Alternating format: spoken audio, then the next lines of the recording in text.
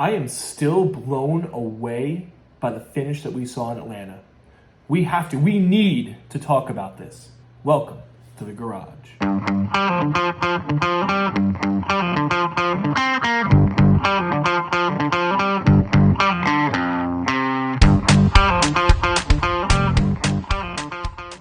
You simply could not have scripted it any better. It was one of the greatest finishes of all time, an all-time classic, a generational race, was the Ambetter Health 400 at Atlanta Motor Speedway. So Sunday morning, I come on here and I say, well, maybe the new configuration was a mistake. Maybe the race is gonna lack excitement. Maybe it's not gonna be entertaining. Maybe it's just gonna be a horrible race. God, I could not have been more wrong. That race could be described in one word. It was perfect. Perfect. Everything, down to the last minute details. And right now, I want to see more of that. As a racing fan, as a fan of excitement, as a fan of entertainment, that race had everything. And it's all thanks to this new configuration. Where I'm standing right now, take Texas off the schedule. Rip it apart, do exactly what you did to Atlanta to Texas. You would take Texas from a bottom 3 track on the schedule to a top 10 track overnight. Is it traditional? No.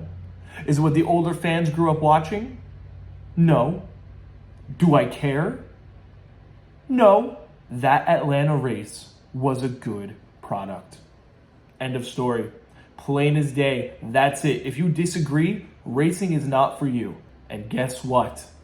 We need more of it. The entire race, start to finish, full of storylines. It started on lap 2, a big one involving over 10 cars, double digits worth of cars.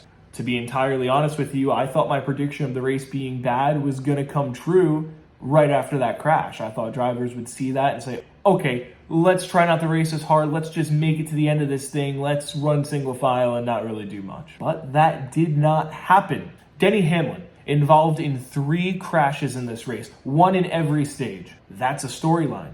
Joey Logano crashes trying to get the stage 2 win. That's a storyline. Todd Gilliland led a whole bunch of laps in this race. Todd Gilliland. That's a storyline. But I know I keep talking about it. There was no better storyline than that finish. Let me paint the picture for you. You've got Kyle Busch. He is the greatest driver in the field. He's the most accomplished, the most well-known, the most recognizable, a top 10 driver all time, and a first ballot Hall of Famer in the middle. To his inside, you have the defending series champion. He's hot under the collar. He's relatable. He's charismatic. He's young. He's a Netflix star in Ryan Blaney. And to the outside of them, you've got diversity. Plain and simple. You need that in NASCAR. Daniel Suarez from Monterrey, Mexico. The entire population of Monterrey is behind this man. He's the underdog. His job might be in jeopardy by the end of this season. Oh, and he drives for Pitbull. Being bada boom, Mr. Worldwide, when I step up in a room, darling. I legitimately cannot think of 3 better drivers to have battling at the end in a 3-wide finish to end the race. It was great for NASCAR. It gives NASCAR a good look, and it's what new fans are looking for. And in the end, the underdog wins. For them to battle like that, 3 wide, side by side, for them to not crash each other, to not hit each other, to not slow each other down, to just race clean and let the race play out the way it should. What sportsmanship. Hats off, round of applause. They did it the way it was supposed to be done. I can only say it so many times. I'm beating a dead horse. That race, that finish, it was wonderful. And it is exactly what we need in NASCAR. You've got pages on Instagram like Bleacher Report posting about it. It's an account with millions of followers that only posts sports news, and NASCAR is finally getting recognized as a sport, as it should. Now, of course, I looked in the comments and there were a lot of haters. Oh, NASCAR's not a sport. Why are you posting this? But what I saw was that all of those guys who made those comments got ratioed.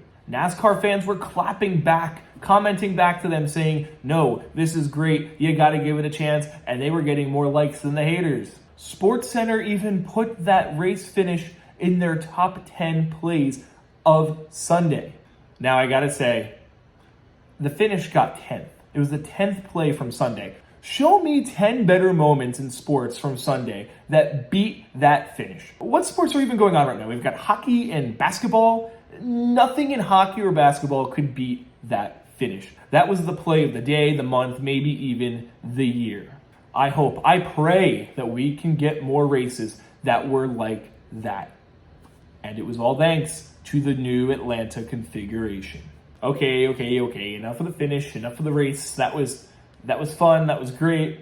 But let's get into a little more that's going on in NASCAR. Let me give you the point standings. Not all of them, but maybe the playoffs if they were to start now. As we know, Daniel Suarez and William Byron are both locked into the playoffs via wins. Kyle Busch is currently your points leader, with William Byron and Austin Cindric only 1 point behind.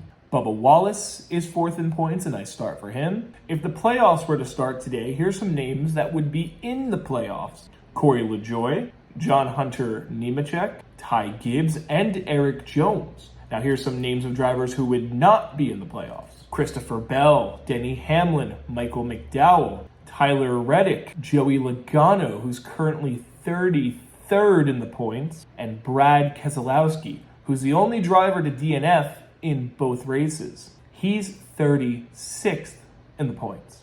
So clearly some drivers like Brad Keselowski and Joey Logano have dug themselves into a deep hole to start the season. Of course, that's nothing a win couldn't fix, but let's remember, Brad Keselowski has not won with RFK. If you remember, he was my pick to win at Atlanta. I thought he was going to snap that streak. It's a long season, don't get me wrong, but you gotta think, is he going to run out of opportunities? I know. It's crazy. It's crazy to think. It's crazy to say. We've got 24 races before the playoffs start. But I wouldn't be surprised if Brad Keselowski finds himself in a situation where he's in a must-win thanks to this deep hole that he's dug himself to start the season. Next week is when a lot of drivers and crews are saying that the season actually starts. We're heading to Las Vegas Motor Speedway.